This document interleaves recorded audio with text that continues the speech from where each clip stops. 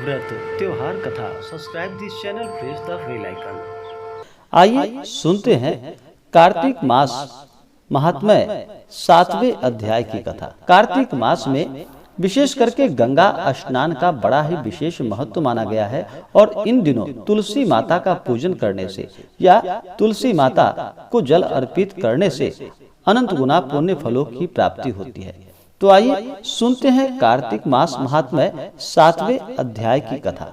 तो बोलिए प्रेम से भगवान विष्णु की जय, माता लक्ष्मी की जय, तुलसी माता की जय। नारद जी ने कहा कि हे राजन, कार्तिक मास में व्रत करने वालों के नियमों का मैं संक्षेप तुम्हें बतलाता हूँ, उसे आप सुनिए। व्रती को सब प्रकार से आमिष, मांस, उड़द, राई, खटाई तथा नशीली वस्तुओं का त्याग कर देना चाहिए। व्रती को दूसरे का अन्न ग्रहण नहीं करना चाहिए, किसी से द्वेष नहीं रखनी चाहिए और तीर्थ के अतिरिक्त अन्य कोई यात्रा नहीं करनी चाहिए। देवता, वेद, ब्राह्मण, गाय, व्रती, नारी, राजा तथा गुरुजनों की निंदा भी नहीं करनी चाहिए। व्रती को दाल, तिल, पकवान व दान किया हुआ भोजन ग्रहण नहीं करना चाहिए। किसी की चुगली या निंदा भी नहीं करनी चाहिए। किसी भी जीव का मांस नहीं छूना चाहिए। पान, कत्था, चूना, नींबू, मसूर, बासी तथा जूठे अन्न का भी प्रयोग नहीं करना चाहिए। गाय, बकरी तथा भैंस के अतिरिक्त अन्य किसी पशु का दूध नहीं पीना चाहिए। कांस्य के पात्र में रखा हुआ पंचगव्य, बहुत छोटे घड़े का पानी तथा केवल अपने लिए ही पका हुआ अन्न प्रयोग करना चाहिए। कार्तिक मास का व्रत करने वाले मनुष्य को सदैव ब्रह्मचर्य का पालन करना चाहिए। उसे धरती पर सोना चाहिए और दिन के चौथे प्रहर में केवल एक बार पत्तल पर भोजन करना चाहिए। व्रती कार्तिक माह में केवल नरक चतुर्दशी, जिसे कि छोटी दिवाली भी कहा जाता है, उस दिन ही शरीर में तेल लगाना चाहिए। कार्तिक माह में व्रत करने वाले मनुष्य को सिंघाड़ा, प्याज, मट्ठा, गाजर, मूली, काशी फल, लौकी, तरबूज, इन वस्तुओं का प्रयोग बिल्कुल भी नहीं करना चाहिए। रस वाला चांडाल, पापी, मल्लेश, पतित, व्रतहीन, ब्राह्मण द्रोही और नास्तिकों से बातचीत नहीं करनी चाहिए। भगवान विष्णु को प्रसन्न करने के लिए अपनी शक्ति के अनुसार चंद्रायन आदि का व्रत रखना चाहिए और उपयुक्त नियमों का पालन करना चाहिए।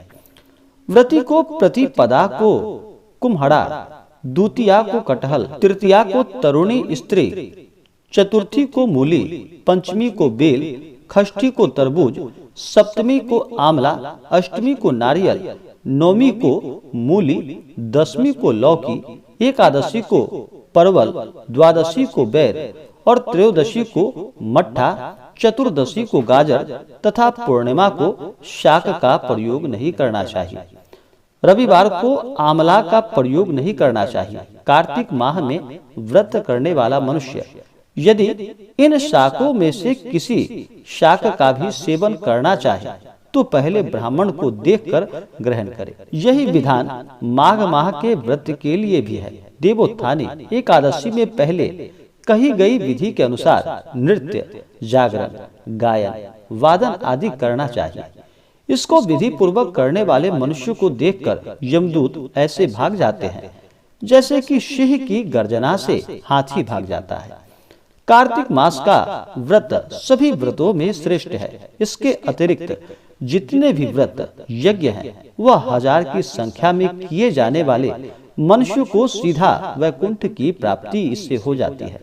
जिस प्रकार राजा की रक्षा उसके अंगरक्षक करते हैं, उसी प्रकार से कार्तिक माह का व्रत करने वाले की रक्षा भगवान विष्णु की आज्ञा से इंद्रादि देवता करते हैं। व्रती मनुष्य जहाँ कहीं भी रहता है वहीं पर उसकी पूजा होती है, उसका यश फैलता है। उसके निवास स्थान पर भूत, पिशाच आदि कोई भी नहीं रह पाते।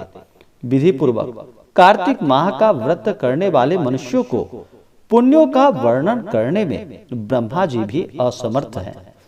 यह व्रत सभी पापों को नष्ट करने वाला, पुत्र, पौत्र प्रदान करने वाला और धन धान्य की वृद्धि करने वाला है। इस प्रकार से कार्तिक मास महात्म्य की 7वें अध्याय की कथा पूर्ण हुई। तो बोलिए प्रेम से भगवान विष्णु की जय, माता लक्ष्मी की जय, तुलसी माता की जय।